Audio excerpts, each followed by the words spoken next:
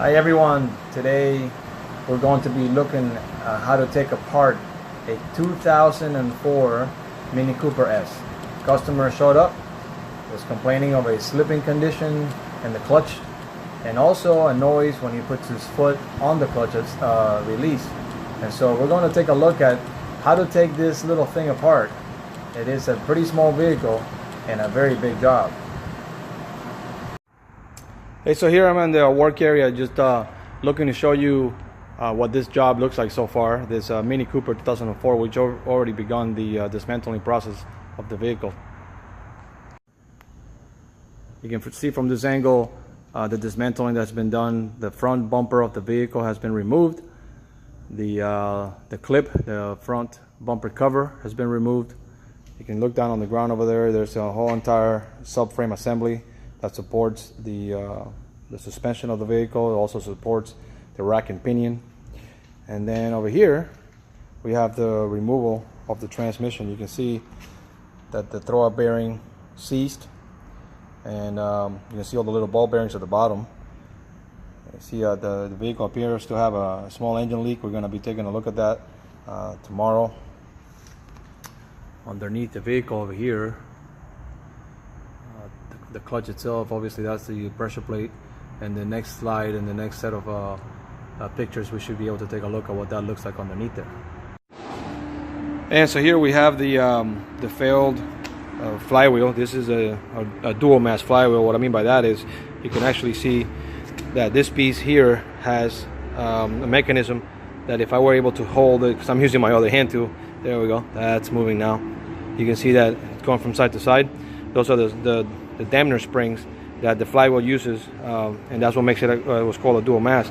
The one that's going to be going in the vehicle is a single mass. It's an actual upgrade. This will last, and it'll actually give it a little bit more performance.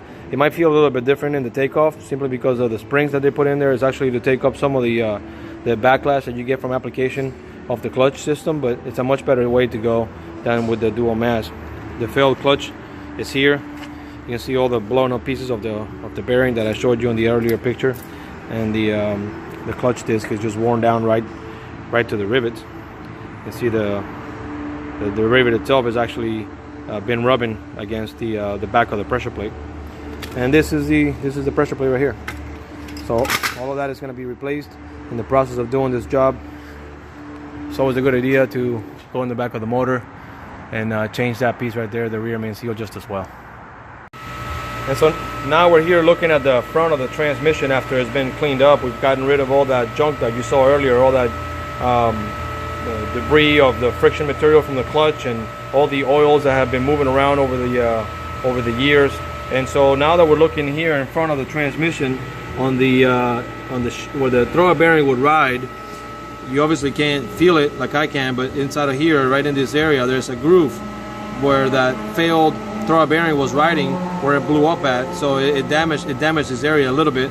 I mean, we can shine it up and probably reuse it, but since we're already here and this is such a big job, I'd always rather change it. I think is always a better proposition.